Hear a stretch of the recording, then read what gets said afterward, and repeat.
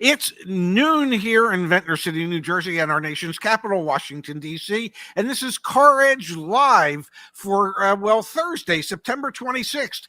And if you weren't shocked before, and if I wasn't shocked before, I am shocked now. And as one of your hosts, me, Ray, and the other host there, a good-looking kid, Zach, we, CarEdge, have shocked the industry, damn it. All right, Pops, every once in a while, we get to bring in some real experts. Today, we've got Laura Wehunt from Black Book joining us. Laura, thanks so much for taking the time out to be with us. We appreciate it. Thanks for having me on today. It's been a little while. I'm excited about this collab that we've been working on and that it's out there live now. Absolutely. And Laura is battening down the hatches in Georgia as we've got the hurricane coming through. So we appreciate the lighting there. And then we got Justin Fisher from the CarEdge team. You've seen Justin on YouTube here a few times. Justin, good to see you. Thanks for taking the time. It's great to be back. Hoping I don't slide down the mountain. We've had 6 inches of rain today, but won't be as bad as down there in Georgia. Yeah. So here's the deal, Laura, Justin, and Pops. We put out a piece of research that Laura, the team at Black Book, helped and contributed to. And Justin, you wrote the report. And I just want to do a quick moment here. Black Book is one of the industry leaders when it comes to all sorts of data in the auto industry. So we at CarEdge are incredibly humbled and proud that we were able to partner with them on this research study. And for everyone that's watching today's video, if you go to caredge.com/equity report, you'll be able to download the PDF that we're going to be spending some time in here. Before we do, though, Dad, I'll hand the mic off to you. How do you want to take today's show? Because I thought it was shocking, but should be surprising to no one, what we were able to find out here. I was shocked that we were the ones shocking the industry. But my first question is were either of you, Laura or Justin, were either of you surprised at the amount of people that are the proud possessors of negative equity, and B, the amount of negative equity that those people on average have? And Laura, I'll let you go first. Yes and no. Am I surprised? No, I'm not surprised, because as we've been watching what's going on in the economy, watching what's happened with used car values, just knowing what's been going on, not surprised. But then, yes, I'm surprised when I actually saw it in real numbers in front of my face, what consumers out there are actually facing. And it's scary to me, the position that so many consumers have gotten themselves into. And then now, how do we work on getting them out of that situation? Justin, what stood out to you when you were crunching the numbers? What was most shocking? 61% of drivers overestimate their car's value. That blew my mind. I would have thought that figure would have been maybe, 35 to 45% range, but wow, 61%. So here in automotive media, we've got a lot of work to do to inform drivers of negative equity and what that means for if you ever want to trade in your vehicle. If you were to check at automobile dealerships, they would have told you it's 100%. But I'm just saying. I want to pull up. I'm going to go a little off the rails here for a second. I don't know if y'all saw this. I tweeted it yesterday. This is from a Facebook group called Ford F-150 Lightning for sale. Randall posted, is anyone aware of any class action suits dealing with major price reduction on the value of our Lightning? I want to be a part of that lawsuit since I lost $35,000 in value right after buying my XLT. I bought a Platinum and I'm down over $45,000 according to Carvana's offer. This is real life, where people are, to be very clear, folks, there is no class action lawsuit for your vehicle being underwater and losing a lot of value. Justin, to your point, 6 out of 10 people that we surveyed thought that their vehicle was worth more than it actually was. And I think it's over a third, or 1 in 3 people are actually underwater on their car loans. So Laura, we're seeing this show up in real life. People go into Facebook to try and find avenues to get some help. I don't think a class action lawsuit is going to be the solution, do you? No, I don't think that's going to be the solution. I think the solution is not perpetuating this cycle. And so much of what has happened is these folks that, as the report talks about, they've rolled that negative equity into another car loan. And so what we have seen is interest rates have gone up and values have started to drop down. These consumers that purchased those really expensive, in some cases they were paying over MSRP during the height of the pandemic, then thought, oh no, I don't like having this more than $1,000 a month car payment. I need to get out of it. But by the time they went to go get out of it, interest rates had gone up. And so to get into an affordable car, they had to step down considerably. And then they had to roll all that negative equity into their next loan. And so then this is just creating this really vicious cycle that I think it's going to come down to education. And this is where you guys at CarEdge are doing a wonderful job of education. And I think this is what is going to stop that cycle, is make a well-informed decision before signing on that dotted line. Yeah, I've got a thread that I'd love to pull on, but go for it, Pops. Well, I was going to say the whole idea of either you pay us now or you pay us later, but at some point you have to pay for these car loans that you've signed up for. And sometimes the cheapest car loan in reality is the one you're in, and just get done with it. Just finish paying it off, and then basically you get to start fresh. But to keep taking negative equity from one car and rolling it into the next car, and then rolling that negative equity, there you get to a certain point where the bank just says, time out, we're done here. You own it, keep paying on it, and when you're done, start fresh. Let's definitely don't roll the negative equity into an EV. As we saw the trends with EVs, it's even worse.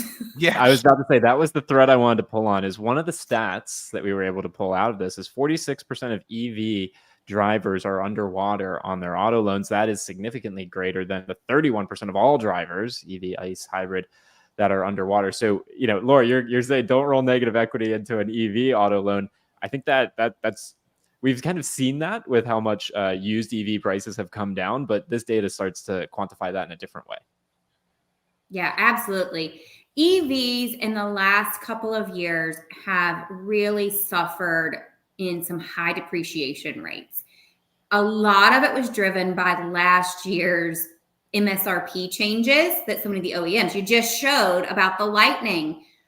Ford did it. Tesla's done it. They're all doing it or did it. It's calmed down now. We're not seeing those aggressive price adjustments on the new car side. And we're seeing incentives increasing, but we're not seeing those MSRP changes. So at least we are starting to settle down, but the damage is done. What happened in 23 when we had, it was like a race to the bottom there for a little while with the MSRP adjustments, that it has really impacted those used EV values.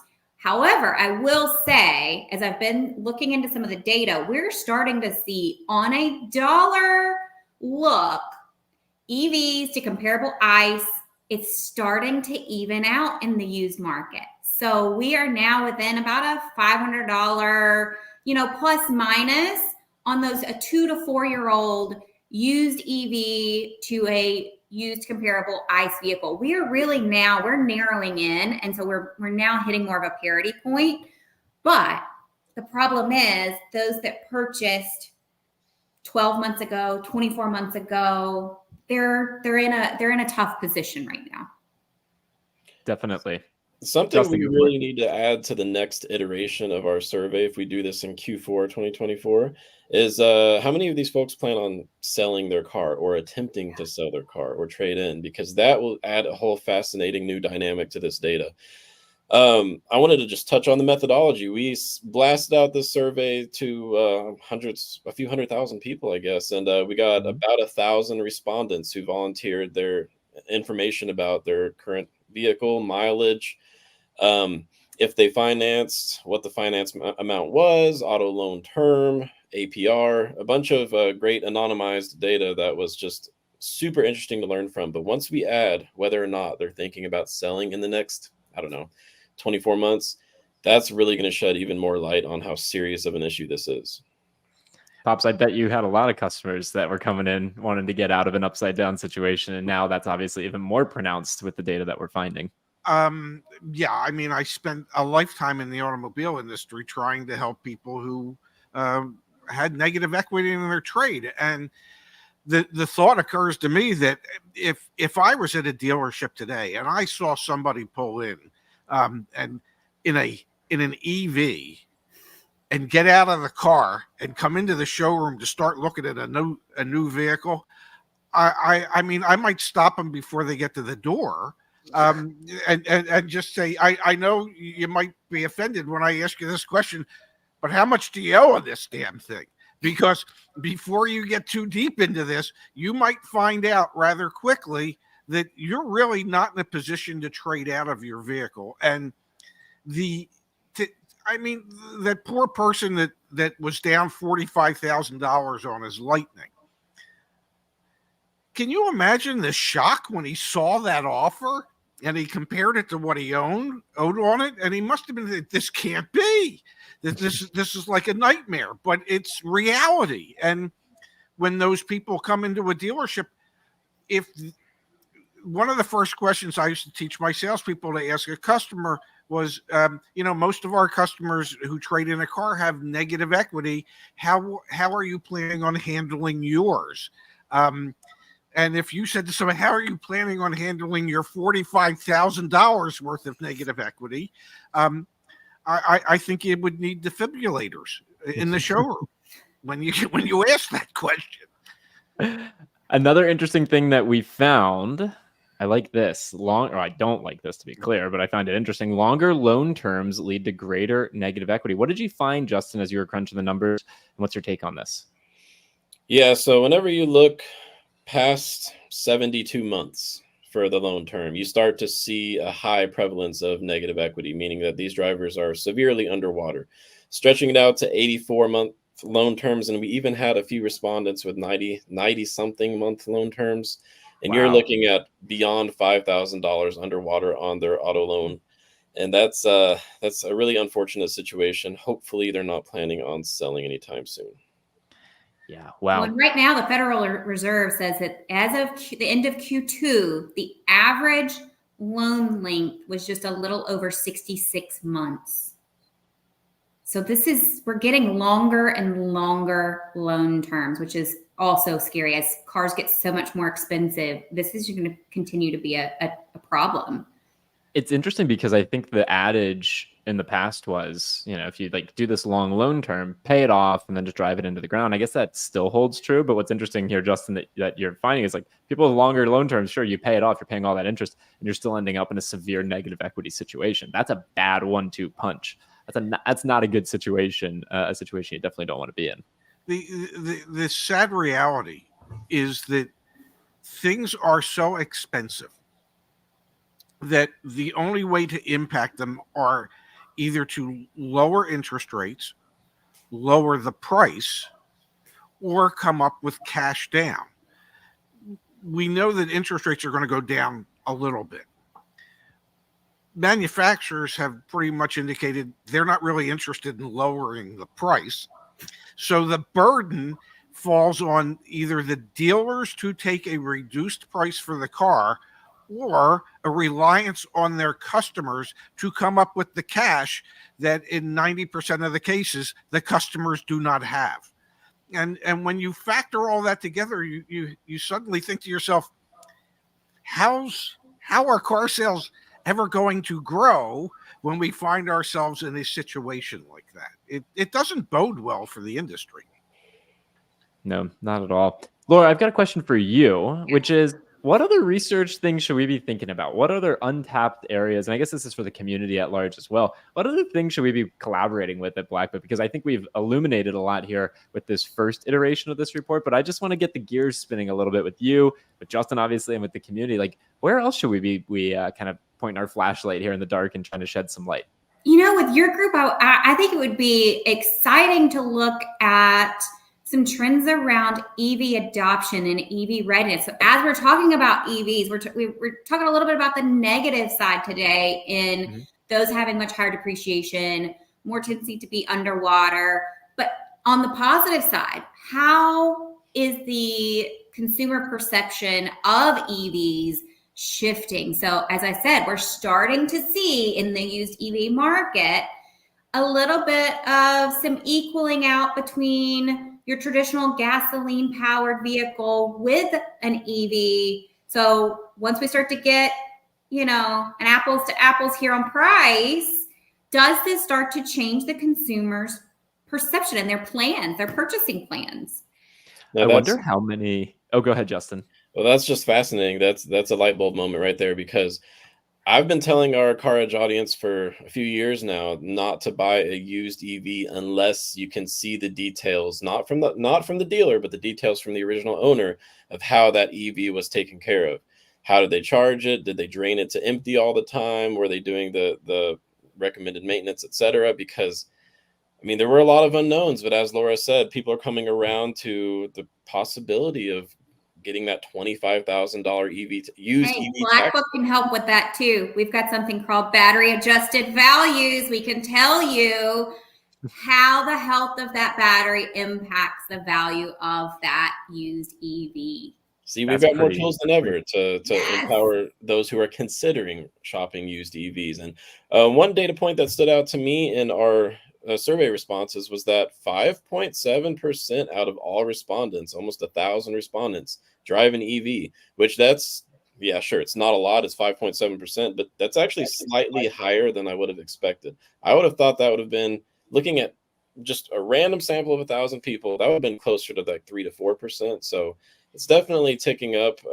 These types of transitions don't happen overnight. I do wonder, though, all those people that were early adopters who are now most severely in negative equity, it's like, when do they come back into the market? It's almost like you've gotten rid of a subset that was like really interested in purchasing these vehicles, because now when they go to trade in, okay, maybe I won't actually purchase that new vehicle because where's the $10,000 go? Where's the $5,000 go? So I wonder how much of an impact that'll have on the market. Yeah, and EV technology is changing so quickly that an electric vehicle in model year 2027 is going to be just levels beyond what you can buy in the market today. I would be curious as to how long the average length of ownership is for an EV. My suspicion would be that it is significantly longer, at least at this point, than a comparable ICE vehicle. That the early adopters who bought these vehicles bought them with the intention of holding on to them for a very long period of time. That's what I did. And so my suspicion would be, and it's strictly a suspicion, is that we're not seeing the percentage of EVs being traded in comparison to the number of EVs that were purchased as we would an ICE vehicle being traded in. And I don't know how we can quantify that, but if we could, that would really be some interesting information. I wonder if it's okay to redirect to one other thread that I think is worth pulling on, which is, and it came up here, Dan asked it in the chat, do we have anything about negative equity by manufacturer? And I know that we do. So let's pull that up on the screen. And Laura, you run a bunch of really important things over at Black Book, so we got to let you get back to work. And Justin, you run a lot of really important things at CarEdge, so we got to let you get back to work. But let's talk a little bit, Justin, about what you saw here when you were crunching the numbers. You have this chart here in the report, loan to value ratio versus median equity by car make. What were the broad trends you saw when it came down to manufacturer and negative equity? Yeah, so luxury and EV makers, specifically Tesla, luxury models are more likely to have a higher loan to value ratio, meaning that they're more likely to be underwater on their loans. So looking specifically at BMW, it was right up there with Tesla with the worst negative equity situations, looking at our huge sample size. But one thing I want to note with this very interesting graph we've got here is that these were the automotive makes that we had a large enough sample size to be able to include in this analysis. So if you're wondering, why don't I see my Buick on there, or, et cetera, that's because we might have only had 5-6 people who own Buicks respond to the survey. But looking at, so that makes this data more robust. That makes this analysis more meaningful. That, there's seriously some trends going on here where you look at the budget brands on the left side of the graph. Owners of those budget brands are less likely to have negative equity. Looking at the right side, you've got more luxury and then Tesla, of course. And you're more likely to have negative equity with those brands. One more comment, and then Laura, I want you to come in. Dad, Justin obviously doesn't watch the show. He just proved it because he had an awesome, we teed you up, Justin, to take a shot at Ram and Jeep, and you did not take it, man. You obviously, I'm over here biting my tongue not to point that one out. I mean, that is our punching bag. And to be very clear, Chrysler, Dodge, Jeep, and Ram. We'd love to help you sell some cars. We think I said it on the show the other day. Give CarEdge customers a $2,000 incentive. We'll probably sell some cars. But yeah, they're also obviously over there on the right. Laura, what did you see when you looked at this? That's the one that jumped out to me because we've definitely been watching. The day's supply right now for Stellantis is through the roof. So Stellantis being the, parent company to Ram, to Jeep, that were over there on that far right of the graph. You can definitely get some deals on those right now. They're offering some very, very large incentives, but they're also the ones that we're watching very closely because when they start to offer those really large incentives, especially in that full-size pickup truck segment, we start to look, when do the others start to follow suit? So it was interesting to see Ram on the far right side, but then you had Ford and GMC on the left side. So, and Chevrolet was over there as well. So your other big players in that full-size truck segment. That was what jumped out at me. Love it. Absolutely love it. Hope you don't mind me taking the shot at you, Justin. I know you. No, I was know thinking you're about watching how this show, man. Stellantis is bringing the Chrysler Voyager back. So they're like scrambling. They're really throwing shots in the dark, trying to make something stick, aren't they? They are indeed. What they're finding out, however, is they're throwing things against a Teflon wall. Seemingly. Yes. I want to again thank Laura Wehunt from Black Book for joining us, folks. If you're in the auto industry, you're curious about some of the data that the pros behind the scenes at all these various financial institutions, insurance, like the whole 9 yards, the whole industry runs on Black Book. Check out blackbook.com. And obviously, if you want to get your hands on the information that we have here from the negative equity research study that we did with the team at Black Book, you can make your way over to CarEdge.com. When you land here on CarEdge.com under research, it's right there. Negative equity report. You can download it right there. And the little press release is under industry guides and news. So make your way to CarEdge.com to review all of the data there that Justin compiled. Thank you so much, Justin. Laura, thank you for your time. We greatly appreciate it. Always humbled by your involvement. And Justin, thank you for all the work you did to make this happen. Great to join you all today. Bye, Laura, guys. stay safe. We're gonna try to stay safe and dry. Do it. See you guys. Well, Awesome, that man. was interesting. Look at that. We shocked the auto industry. We shocked the auto industry. Okay. It is, when is negative not a positive? Come on, and in this case, what we found out is that it is positively negative for especially EVs, especially Jeeps and Rams. I'm pulling that back up for a second. The brands that you see over on the right, those owners have more negative equity than the brands over on the left. Yes. Tesla, BMW, Jeep, Ram. Those are your four. Lexus is in there too. Yes. So there you go. That is data that I don't know if you can get anywhere else other than here at CarEdge, and is super, super interesting. So big congrats to the team. Yes. And thank you to the community for participating. Yes, that's what I was going to. Thank you to everybody who filled out the survey, who tried to help us gather this information so that we could, Justin could take a look at it and figure it all out and make sense out of it, so that we could share it with the rest of the world. Yeah, 100%. Really, really good stuff. We've got here, Dad, from Fly Chomper Fly. Thank you, Fly Chomper Fly. Saw a Reddit thread lately from multiple auto salespeople saying they have never seen so many customers with negative equity making for really dead days. Yeah, it's hard to get a bank approval, and it's hard to convince a customer to roll in all that negative equity into a new auto loan. And again, our study found that 1 out of 3 people have negative equity, and almost 2/3 of owners overvalue their vehicle. That is insane. Almost 2/3, 6 out of 10 people think their car's worth more than it actually is. I am telling you, Zach, from a car dealership perspective, there's only a handful of times that somebody walked in and they thought their car was worth what we thought their car was worth. Yeah. It is the sentimental value that people attach to their car. Well, I owned it. Yeah. Therefore, it's got to be worth. No, it's not. And so I was shocked that it was only 61%. I want to show you something, Dad. I forget to bring it up, and shame on me. With CarEdge, we have CarEdge Insights, which is car buying tools right here in the top navigation. We're running a 10% off promotion. You get 10% off. You cancel whenever you want, right when you purchase the vehicle. Part of CarEdge Insights is what we call it, is access to Black Book. Okay, so there's no excuse not to know what your vehicle's worth. You log in, if you have CarEdge Insights, which I do. Yes. You come right here, you click on Black Book. You can track the value of your vehicle in real time. Do it whenever you want. And it'll show you private party value, trade-in value.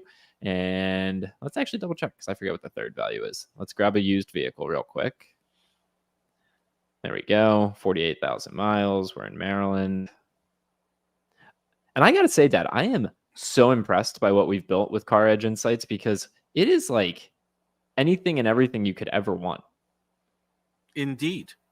There we go. There you go. Trade-in, private party, and retail. Yes. Gives you a better idea as to what your car's worth. And then the other way to help quantify what the value of your vehicle might be is to use our sell your car feature and get legitimate cash offers for your vehicle from players in your area. So let's see. Let's do a quick little. Yeah, we own it. Sure. No accidents. This is just caredge.com/sell. Let's see what it's actually worth. This is fun. I'm so proud of what we've built. Well, I don't know of anybody else that has quite what we have, but we still have yet to become a household word. We need to become the Kleenex of the automobile industry. Okay? Because nobody uses a tissue, they use a Kleenex. Well, Kleenex is a tissue. So Car Guru says the vehicle's worth $27,506. That's a cash offer from Car Gurus. Let's go back to Black Book here.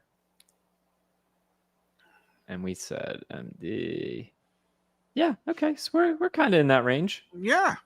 We're kind of in that range. Pretty cool. Really, really cool to look at the data. Anyway, that's part of CarEdge Insights, 10% off between now and the end of the month.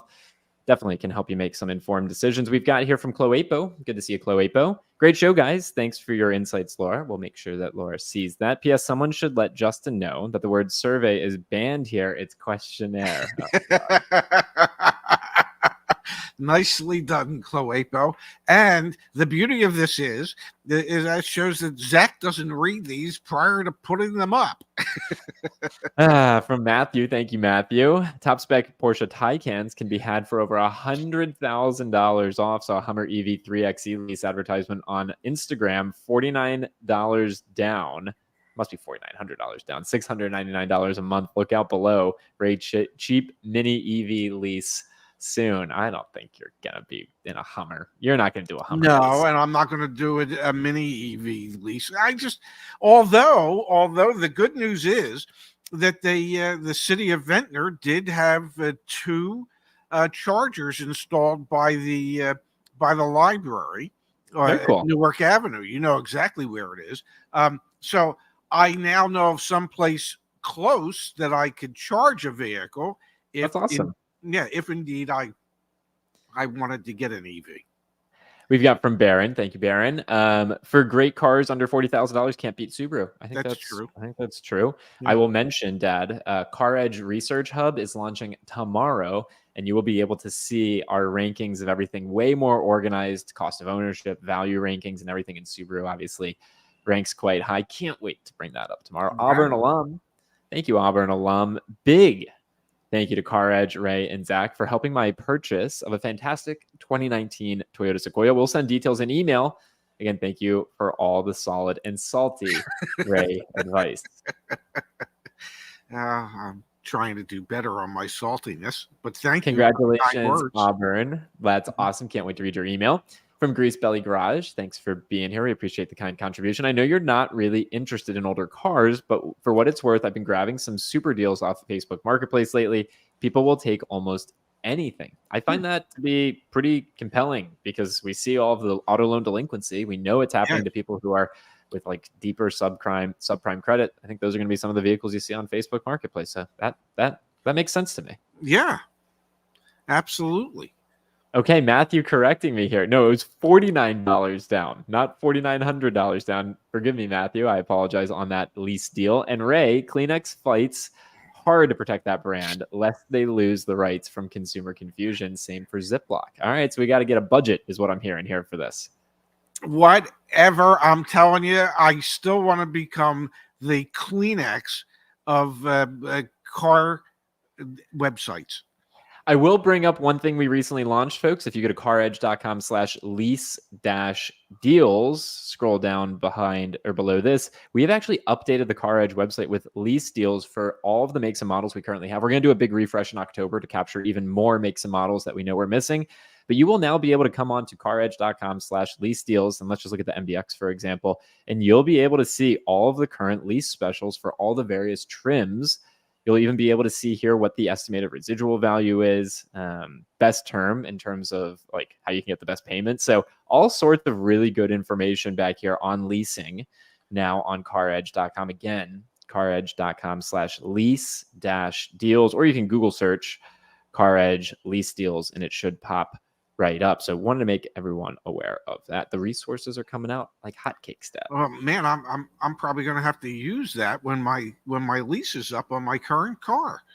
And then from Chloe Poe responding to Barron saying, if you want an under $48,000 nice vehicle, some folks get an EV Solterra, Subaru Solterra, for under $200 a month. Whoa. And some of those people who do that instantly regret it. But that's that's a different story and a story for another day. Yes, it is. All right, Dad, that's a show. I would just like to say I got a haircut yesterday. I'm feeling good about it. How do you feel about my haircut? I got like lots of this and not as much here. What do you think? Do you like it? Do you well, like it?